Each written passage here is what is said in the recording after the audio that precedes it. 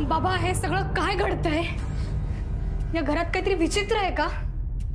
बाबा तू का घाबरलायस एवढा? मला काही कळत नाहीये. बाबा माझ्या या सगळ्या विश्वासच बसत नाहीये. आपण इथून निघालो आणि आपण परत इथेच आलो. तू म्हणतोयस तसं आपण चंद्रविलास मध्ये अडकलोय का? शरू तू काही काळजी करू नको. तुला काहीही होणार नाहीये. मी तुला काही होऊ देणार नाहीये. तुझा बाबा तुला खरंच काही होऊ देणार नाहीये. आपण जाऊयात. एक ना एक दिवस आपल्याला या चंद्रविलास मधनं बाहेर पडावंच लागेल. आपण जाऊयात इथनं. म्हणजे आता फक्त मी जे सांगेन तेवढंच करायचंय. तुला कळलं? शरू तुझा माझ्यावरती विश्वास आहे ना? माझा तुझ्यावर पूर्ण विश्वास आहे बाबा. मग मी जे बोलतोय तेवढंच आता करायचं. माझा जीव गेला तरी चालेल पण मी तुला इथनं बाहेर काढणार. असं नका बोलू महाजन. चला विभावरजी आपल्याला हिला कुठल्या तरी सेफ ठिकाणी ठेवायला पाहिजे. चला या.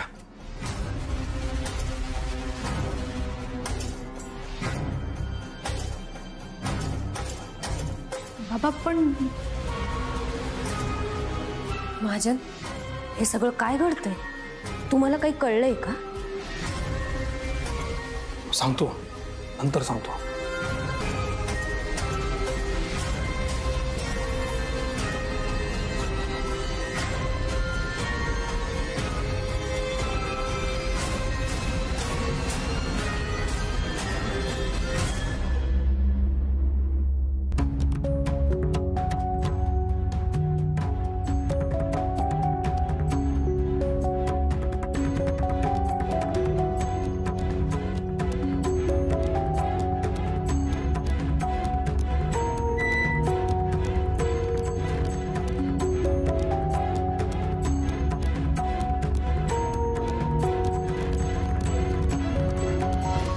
शरू तू इथेच थांबायचा. मला न विचारता बाहेर यायचं नाही. कळलं?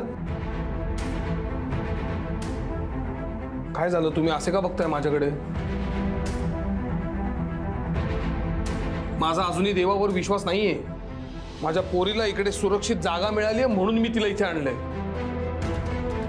महाजन तुम्ही इथपर्यंत आलायत हा काही निव्वळ योगायोग नाहीये. आणि शोधलं तर देव पण सापडतो असं म्हणतात. पण मला शोधायचाच नाहीये देव. श्रद्धा अंधश्रद्धा ह्याच्यामध्ये मी कधी अडकलोच नाहीये. देवापेक्षा माणसाचं कर्तृत्व जास्ती महत्वाचं होतं असंच मला शिकवलं गेलं आणि तेच मी फॉलो करतोय. प्रत्येक घडणाऱ्या गोष्टीच्या मागे शास्त्र आहे हे माझं अजूनही ठाम म्हणणं आहे. ठीक आहे महाजन तुम्हाला वाटतंय तसं पण माणसाच्या अक्कलना पलीकडे सुद्धा काही गोष्टी असतात. तो आहे म्हणून आपण आहोत. तुमचा जर का देवावरती विश्वास आहे तर तुम्ही असं स्वतःला कधी विचारलंय का हो की आपण असे का आहोत?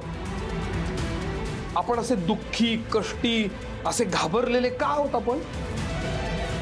आणि खरंच जर का तो आहे तर तुमच्या देवाला सांगा माझ्या मुलीवरचं हे संकट टळू दे.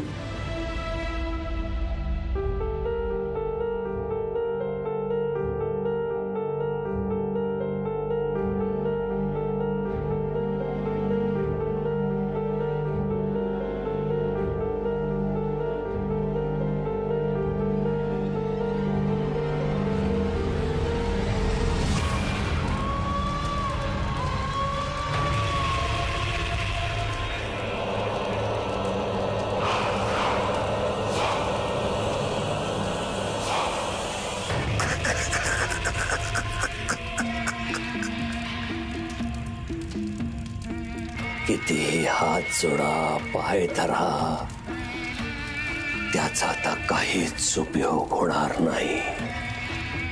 आता काही क्षण तुरलेत. काहीच घटिका. अनंता तुला इथं यावंच लागेल. देव परमेश्वर भगवान कोणी सुद्धा या ठिकाणी माझ्यापेक्षा उजवं ठरू शकत नाही. कारण नरहर पंथ या चंद्रविलास मध्ये आहे. कुठलीही दैवी शक्ती हे शरीरांतर रोखू शकत नाही. आता शरीरांतर होणार अनंता, तुझा देह आता मला मिळणार.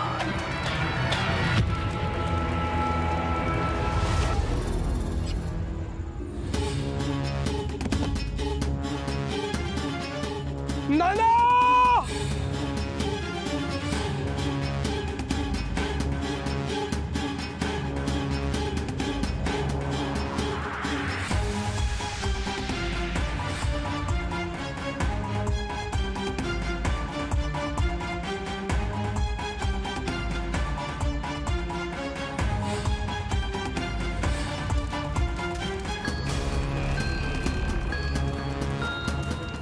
बाबा मला वाचव.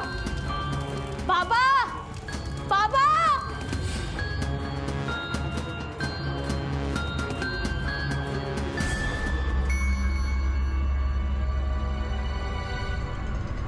माझं नाव इथं का बसलायत? चला बघू.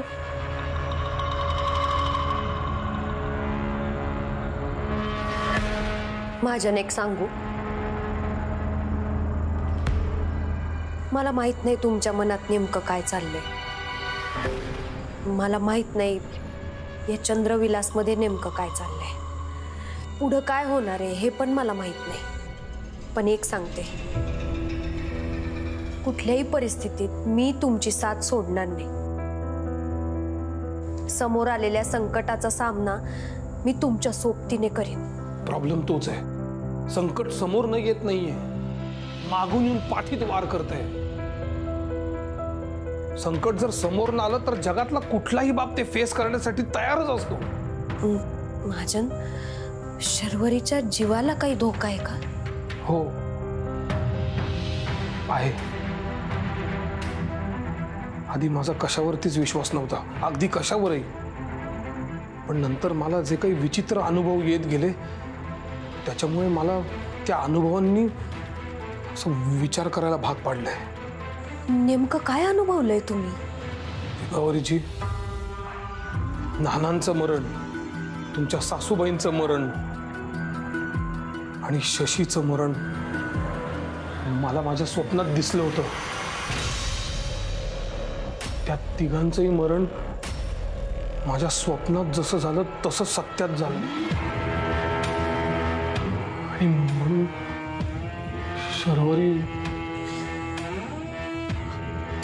शर्वरीला नाही नाही नाही नाही महाजन, असं काही होणार नाहीये. आणि आपण दोघं असताना तिला कसं काय काही होऊ शकतं? गौरजी, तुम्हाला आठवतंय नाना जाताना काय म्हणाले होते? नरहर पंथापासून तिला वाचवा. जो माणूस एक अक्षर सुद्धा बोलू शकत नव्हता तो जाताना म्हणाला, शर्वरीला नरहर पंथापासून वाचवा. आणि म्हणून मी नरहर पंथाचा शोध घेतोय.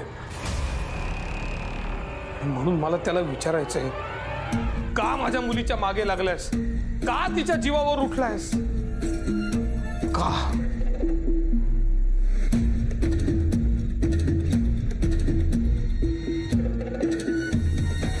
नाही अनंता,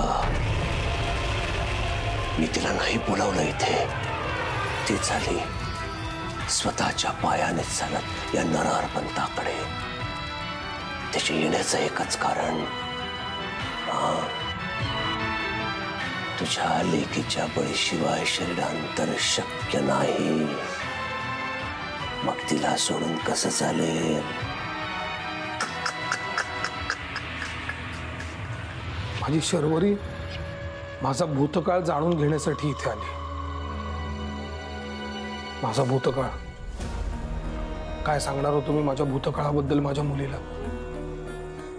ज्या गोष्टीपासून मी पळत होतो, लांब जात होतो, तिला लांब ठेवत होतो, ते जाणून घेण्यासाठी ती इथे आली. सांगा ना, काय सांगणार हो तुम्ही? माझा बाप व्यभिचारी आहे, माझा बाप बाहेर खेळली आहे, हे सांगणार होतो? ज्या माणसावरती माझ्या मुलीने जीवापाड प्रेम केलं त्याच माणसाने तिच्या आजीला म्हणजे माझ्या आईला माझ्या नजरेसमोर पेटवून दिली, हे सांगणार होतो मी?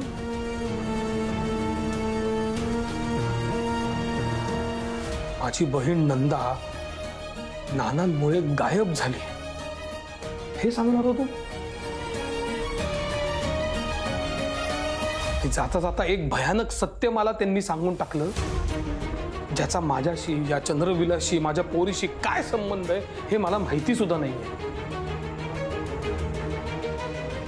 काय सांगणार होतो मी माझ्या शरूला, आणि एवढं सांगून तिचं समाधान होणार आहे का हे मला माहितीच नाहीये. कारण ती पुन्हा पुन्हा येऊन मला विचारणार आहे, बाबा तुझा पास्ट काय आहे, मला जाणून घ्यायचं. माझ्या भूतकाळाने माझा वर्तमान काळ आणि भविष्यकाळ सगळा उद्ध्वस्त करून टाकलेला आहे.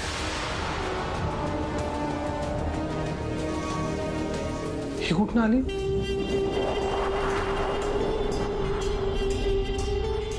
हिला बाहेर जायचा रस्ता माहिती असेल का? तुम्ही थांबा, मी बघून येतो.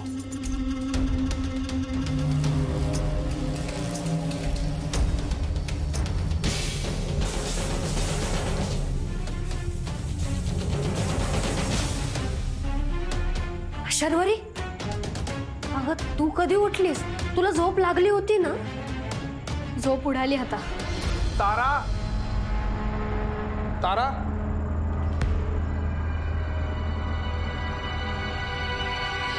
तारा,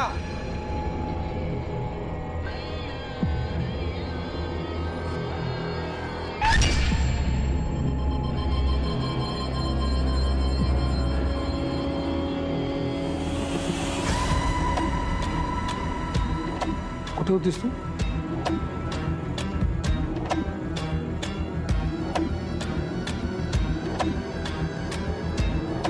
अशी का पळतीये? काय हिच्या मनात? तारा, तारा, कुठेस तू? काय चाललंय हे सगळं? वाड्याची सगळी दारं बंद काय आहेत? हा, काय चाललंय हे? शरीवरी बरी आहे ना? मला तिला घेऊन बाहेर जायचंय, पण सगळी दारं बंद आहेत. ऐक ना, तू मगाशी बाहेर गेली होतीस ना? दुसरा कुठला रस्ता आहे का? बोल ना. हा नरहर पंत कोण आहे आणि तो माझ्या पोरीच्या जीवावर का उठलाय? सांग मला. मला हे सगळं थांबवायचंय. आता कशाला थांबवायचे? आता तर खरी सुरुवात आहे.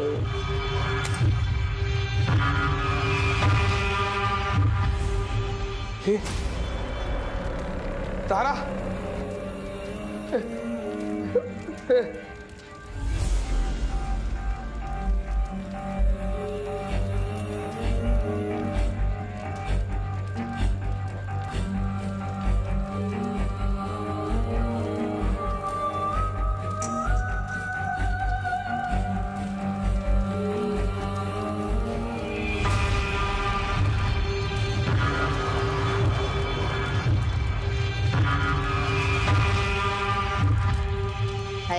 अनंत महाजन, तुझा ताबा नाही आता तुझ्यावर. सरकारांकडे तुझा ताबा. आता तुला तेच करावं लागेल जे सरकारांची इच्छा आहे.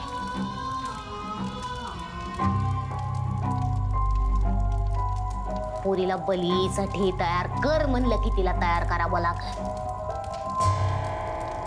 तुला विधीत बसावं लागल. तुला लेकीचा बली द्यायला तिला तयार करावं लागल.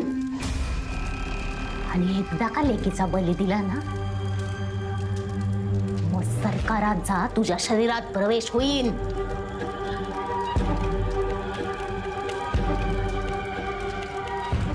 आता नाही वाटणार आगीची भीती.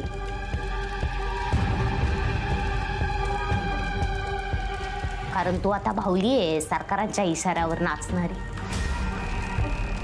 उठ म्हणलं की उठायचा, बस म्हणलं की बसायचं, बली दे म्हणलं की बली द्यायचा.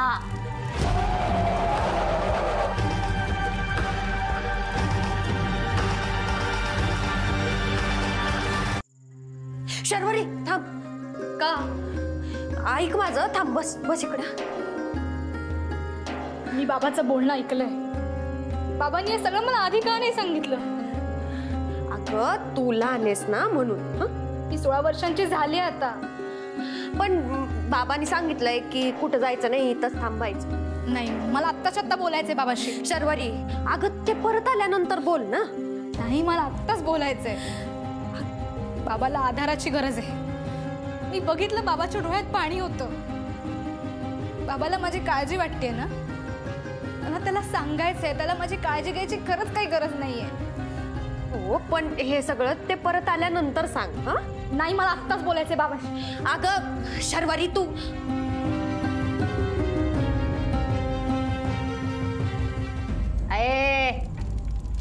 नरहर पंतांना कुणीच थांबवू शकत नाही. नाना पण थांबवू शकले नाही. आता तुला यज्ञविधी पूर्ण करावा लागन.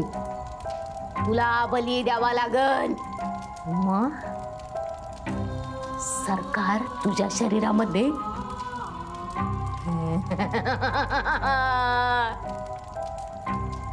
बाबा, बाबा,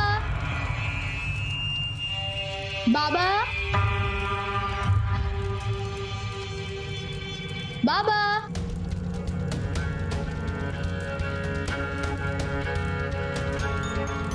बाबा,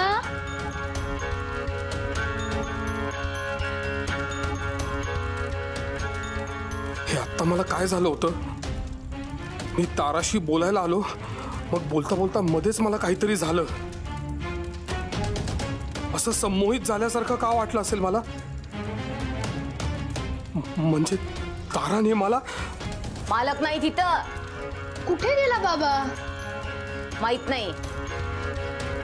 शरूच्या आवाजाने मी भानावर आलो. हो हो, पण मला हा खेळ सत्य समजून घेण्यासाठी चालू ठेवावा लागेल. हो हो, चालू ठेवावा लागेल.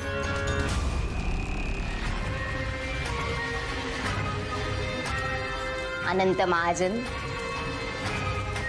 पोरगी हुशार आहे तुझी. पण नरहर पंत तिच्यापेक्षा हुशार आहेत. नवरा बायकोनं मिळून बली द्यावा लागतो. म्हणून झालंय तुझं लग्न. आता बाहेर जाऊन औषधवाल्या बाईला तुझ्या बायकोला सांगायचं पोरीला तयार करायला. आणि तू पण तयार व्हायचं विधीसाठी. विधीचे कपडे ठुलेत तिकडं. मालक वाट बघत आहेत तुझी तलगारामध्ये. तलगारामध्ये विधी होणार. नानांनी पण हा विधी केला होता मालकाच्या सांगण्याप्रमाणे. सगळं केलं त्यांनी सरकाराच्या सांगण्याप्रमाणे. आणि मग तुझ्या बहिणीचा बली दिला तिथं. अशीच गेली तुझी बहीण नंदा. विधी म्हणजे नंदाताई या विधीला बळी गेली? आणि मग सरकारने नानाच्या शरीराचा ताबा घेतला.